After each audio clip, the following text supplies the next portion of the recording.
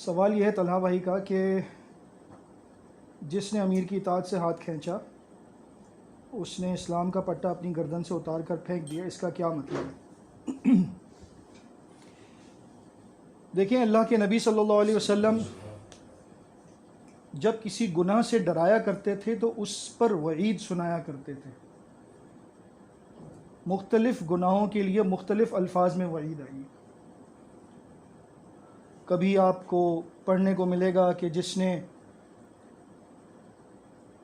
ہمیں دھوکہ دیا وہ ہم میں سے نہیں ہے۔ کبھی آپ کو یہ پڑھنے کو ملے گا کہ میری امت میں سے ایسے لوگ ہوں گے جو میرے حوض کوثر کے قریب نہ آ سکیں گے۔ جب پوچھنے والوں نے پوچھا تو بتایا کہ یہ وہ لوگ ہوں گے کہ جو ظالموں کو ان کے ظلم سے نہ روکیں گے، برائی کو دیکھیں گے تو اسے روکنے کی کوشش نہ کریں گے۔ مختلف الفاظ سے وعیدیں آپ کو احادیث میں پڑھنے کو ملتی ہیں۔ ان احادیث کو جن اماموں نے جمع کیا ہے، محدثین نے، انہوں نے یقیناً ان احادیث کو لکھنے کے بعد جو مسئلہ سمجھا ہے وہ خود بھی بیان کیا ہے، باب میں بیان کر دیتے ہیں، یا پھر ان کی شروحات لکھنے والے جو بعد کے ائمہ ہیں وہ لکھ دیتے ہیں، وضاحت کر دیتے ہیں۔ اسی طرح سے جتنی بھی احادیث لزوم جماعت کے باب میں ہیں، امیر کی اطاعت کے باب میں ہیں، اور ان کے سلسلے میں جو وعید سنائی گئی ہے، یہ وعید ان تمام اعمال کو گناہ بناتی ہیں، کفر نہیں بناتی۔ یہ گناہ ہیں، ٹھیک ہے؟ امیر کی اطاعت سے جس نے بھی ہاتھ کھینچا اس نے اسلام کا پٹا اپنی گردن سے اتار کر پھینک دیا۔ یہ بالکل اسی طرح سے ہے کہ جیسے نبی علیہ الصلوۃ والسلام نے فرمایا ہے کہ جو ہمیں دھوکہ دے وہ ہم میں سے نہیں ہے۔ اب جو ہم میں سے نہیں ہے، سیدھا سادہ آدمی یہی سمجھے گا اس کا مطلب کہ وہ امت سے خارج ہو گیا، لیکن اگر آپ غور کریں گے، پڑھیں گے، مطالعہ کریں گے تو آپ پر یہ بات واضح ہوگی کہ اس کا مطلب یہ الفاظ کو نہیں پکڑنا ہمیں، بلکہ اس کے پیچھے جو فہم ہے وہ لینا ہے۔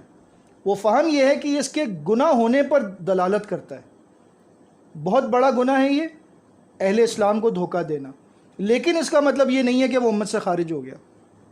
یہ عربی کا اسلوب ہے، فلیس منی فلیس منا مات میتۃ جاہلیہ یا فقد خلع ربقۃ الاسلام من عنقہ۔ یہ عرب زبان کا ایک انداز ہے، وہ کسی گناہ کی بڑائی کو اور اس کے خطرے کو بتانے کے لیے ان الفاظ کے ذریعے بتایا جاتا ہے۔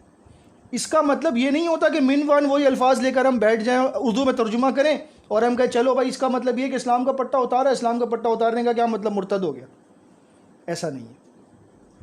یہی سب سے بڑا مغالطہ ہے جو ہمیں لگا، جس کی وجہ سے آج تک جماعت کے اندر لوگ ان باتوں پر اتنی سختی کرتے ہیں، اور یہی خارجیوں کی نشانی تھی کہ وہ کبیرہ گناہ کے ارتکاب کرنے والے کو ابدی جہنمی سمجھتے تھے، کافر سمجھتے تھے۔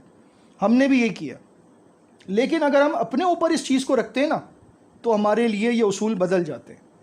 میں جماعت کے لوگوں سے میں نے یہ سوال کیا، میں نے کہا آپ حدیث لکھتے ہیں منہاج المسلمین میں کہ جو ہمارے چھوٹوں پر رحم نہیں کرتا اور ہمارے بڑوں کی عزت نہیں کرتا وہ ہم میں سے نہیں ہے۔ میں نے کہا کیا آپ نے کبھی اپنے بچوں کے اوپر سختی نہیں کی؟ کبھی اپنے بچے کو مارا نہیں ہے؟ کبھی آپ نے اپنے ماں باپ سے اونچی آواز سے بات نہیں کی ہے؟ آپ امت سے خارج ہو گئے تھے اس وقت؟ کہتے نہیں۔ پھر فلیس منا کا کیا مطلب ہے؟ اس کا مطلب یہ ہے کہ ہم اس کی گناہ کی حیثیت کو سمجھیں کہ یہ بڑا گناہ ہے، چھوٹی بات نہیں ہے، ڈرنا چاہیے۔ اسی طرح سے امیر کی اطاعت سے جو شخص بالشت کے برابر بھی دور ہوا اس نے اسلام کا پٹا اتار کر پھینکا، اس کا مفہوم اب ہمیں سمجھنا ہے۔ الفاظ پہ نہیں جانا، مفہوم کو سمجھنا ہے۔ مفہوم کیا ہے؟ اس پر بھی کافی شروحات میں نے دیکھی ہیں، وہ مختصر آپ کو بتا سکتا ہوں۔ وہ یہ ہے کہ اس نے نظم کو چھوڑا ہے۔ جو خلیفہ ہے، اسٹیٹ چل رہی ہے، نظام قائم ہو چکا ہے حکومت کا، اور اس کے مطابق وہ نہیں چل رہا۔ وہ کہتا ہے کہ یار میں نہیں زکوٰۃ دے رہا، فرض کریں مثال کے طور پہ، حالانکہ زکوٰۃ نہ دینا تو ایک بہت بڑا مسئلہ ہے، ایک مثال دے رہا ہوں کہ میں فلاں حکم نہیں مانتا خلیفہ کا، اس نے اطاعت سے ہاتھ کھینچ لیا۔ اب وہ کیا ہے، اس نے پٹا اتار کے پھینک دیا، یعنی کہ اب وہ اس نظم کے اندر جیسے پرویا ہوا ہوتا ہے نا، ایک تسبیح کے دانے ہوتے ہیں، پروئے ہوئے ہوتے ہیں، وہ اس نظم سے نکل گیا۔ اس کا مطلب یہ نہیں ہے کہ وہ واپس نہیں آ سکتا، یا وہ تسبیح کا دانہ نہیں رہا، وہ ہے تو تسبیح کا دانہ لیکن وہ اس نظم سے باہر نکل گیا، اب اس کو واپس لانے کی کوشش کریں گے، یا تو وہ خود آئے گا یا آپ لانے کی کوشش کریں گے. لیکن کسی بھی صحابی سے یہ نہیں ملتا کہ ان کے وقت میں خلیفہ کی نافرمانی کرنے والے کو انہوں نے غیر مسلم سمجھا ہو. اسی لیے ہم بار بار کہتے ہیں کہ احادیث کو صحابہ کے فہم سے سمجھنا ضروری ہے، ورنہ ہم گمراہ ہو جائیں گے. تو میں نے آپ کو شروع میں مثالیں دی ہیں، جو اتنی ساری گفتگو چلی اس میں یہ بات آپ نے سنی ہے کہ دو واضح فرقے بن گئے علی اور معاویہ رضی اللہ تعالیٰ عنہ کے، تو یقیناً خلیفہ وقت جو حق پر تھے وہ علی رضی اللہ تعالیٰ عنہ تھے نا، اس میں تو کوئی شک نہیں. معاویہ رضی اللہ تعالیٰ عنہ خود گواہی دیتے ہیں کہ اگر علی کی بات کرتے ہو تو علی مجھ سے ہر لحاظ سے بہتر ہے، لیکن بیعت نہیں کی تھی ان کی. کس نے؟ معاویہ رضی اللہ تعالیٰ عنہ نے علی رضی اللہ تعالیٰ عنہ کی بیعت نہیں کی تھی، اور ان کی وفات تک بیعت نہیں کی تھی. یہ سارے دلائل میں دے چکا ہوں. ایک عرصہ گزر گیا بیعت نہیں کی، وجہ کیا تھی؟ عثمان کے قاتلوں کو ہمارے حوالے کرو، اس کے بعد ہم بیعت کریں گے. علی رضی اللہ تعالیٰ عنہ نے باقاعدہ اس کے لیے کوششیں کی لیکن مسئلہ حل نہیں ہوا. لیکن دونوں اپنے آپ کو بھائی سمجھتے تھے. مصنف ابن ابی شیبہ میں بڑا پیارا قول علی رضی اللہ تعالیٰ عنہ کا فرماتے ہیں، جب ان سے کسی نے پوچھا معاویہ کو آپ کیا سمجھتے ہیں، انہوں نے کہا میں معاویہ کو وہ سمجھتا ہوں جس کا ذکر اللہ نے قرآن میں کیا ہے کہ ہم دو بھائی ہوں گے جو جنت میں آمنے سامنے بیٹھے ہوں گے اور اللہ ہمارے دلوں سے یہ باتیں نکال دے گا. ٹھیک سمجھ گئے؟ کہہ سکتے تھے میری بالشت برابر کیا احتیاط نہیں کہ یہ تو بہت دور نکل گیا، اس نے تو اسلام کا پٹا نکال دیا، میں اس کو مسلم ہی نہیں مانتا، جو ہمارا ایک سمجھنے کا طریقہ ہے. انہوں نے ان کو اپنی گواہی سے جنتی بھی کہہ دیا علی رضی اللہ تعالیٰ عنہ نے، سب کچھ ہونے کے باوجود، کیونکہ ان کو پتہ ہے کہ اس کا ایمان سے کوئی تعلق نہیں ہے، یہ انتظامی مسئلہ ہے، میرا اس کا اختلاف ہے. ہمارے امیر سے اختلاف کر لو تو وہ باہر پھینک دیتا اٹھا کر اور کہتا ہے یہ تو گیا جہنم میں، مرتد ہو گیا. تو میرے بھائی سمجھیں گے صحابہ سے تو سمجھ میں آتی ہے کہ یہ گناہ کی طرف تو اشارہ ہے، اس سے زیادہ کچھ بھی نہیں ہے. اس سے بچنا چاہیے، لیکن پھر بھی یہ خلیفہ کے لیے ہے، کاغذی امیر کے لیے، کاغذی تنظیم کے لیے نہیں ہے. ٹھیک ہے، رجسٹرڈ جماعتوں کے لیے نہیں ہے. جو خود کسی کو رجسٹر کر سکتے ہیں نا، اس کی اتھارٹی رکھتے ہوں، ان کے لیے ہے یہ. Under the government of Pakistan. یہ کیسی تنظیم ہو سکتی ہے؟ یہ تنظیم وہ ہو نہیں سکتی جس کا ذکر حدیث میں آیا. وہ تو میں نے بتایا نا. اس طرح کی اور بہت ساری احادیث ہیں.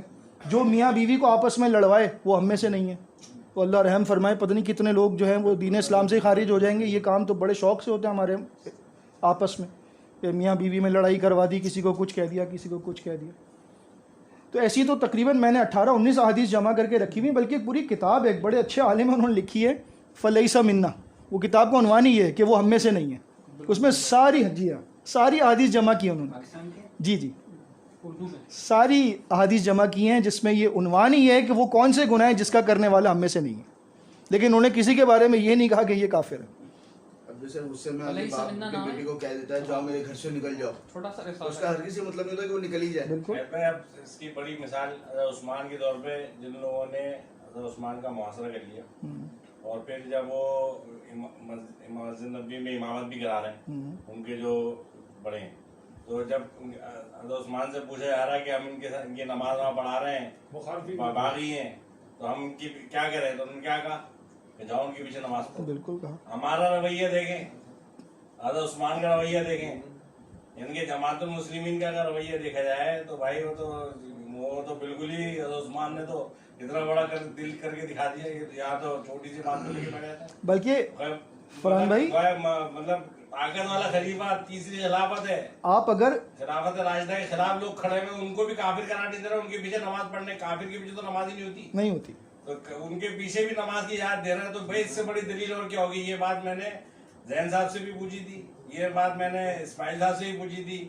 تو ایک طرف سے زین صاحب نے بولا یہ تو ایک سیاسی معاملہ تھا، وہ دینی معاملہ نہیں تھا. اور وہ میں نے کہا تو بھائی تو یہ ہماری ہے تو سیاسی معاملہ تو ہوتا ہو کہ بھائی اشتیاق صاحب کی میں نے اس وقت مثال دی تھی ان کی شاہ فیصل والوں کی. میں نے کہا چلو دوسروں کو تو چھوڑو نا، شاہ فیصل والے تو آپ کی طرح تکفیری ہے نا پکے، جیسے آپ تکفیری ہو اپنے علاوہ کسی کو اسلام میں نہیں سمجھتے، اسی طرح شاہ فیصل والے بھی نہیں سمجھتے. میں نے کہا اس کے باوجود ان کی تکفیر کر رہے ہو آپ ایک سیاسی مسئلے کے اوپر، تو اس کے اوپر کوئی جواب نہیں ان کے پاس.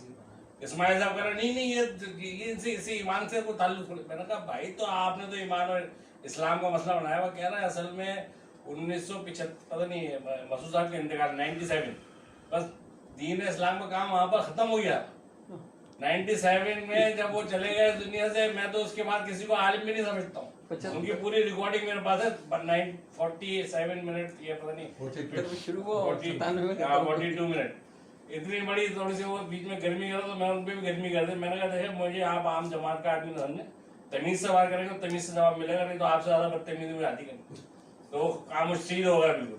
तो मैंने कहा भाई बात को तरीके से करें, जो जवाब बनता है उसका जवाब दे, नहीं है जवाब तो भाई फिर दूसरों को जो अपनी इस्लाह कर रहा हूँ उनको इस्लाह होने दें।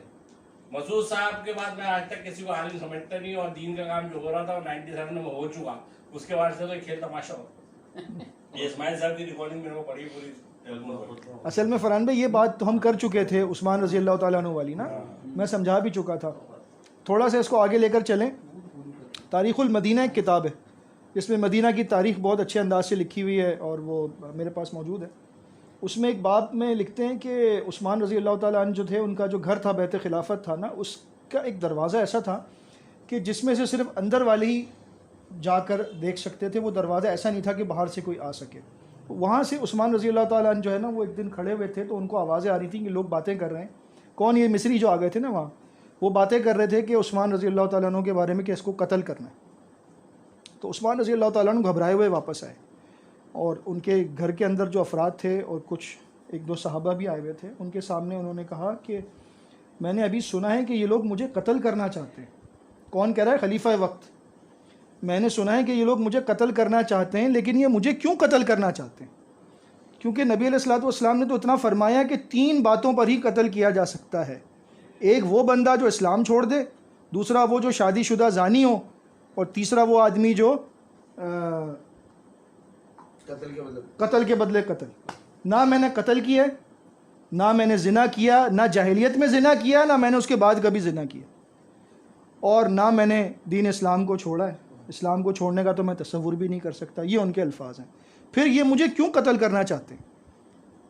ऐसे लोग जिनके बारे में पता लग गया कि ये मुझे कत्ल करना चाहते हैं, उनके बारे में सवाल हुआ है कि वो नमाज़ पढ़ा रहे हैं, हम क्या करें? वो कह रहे हैं पढ़ो। ये कितनी बड़ी बात है।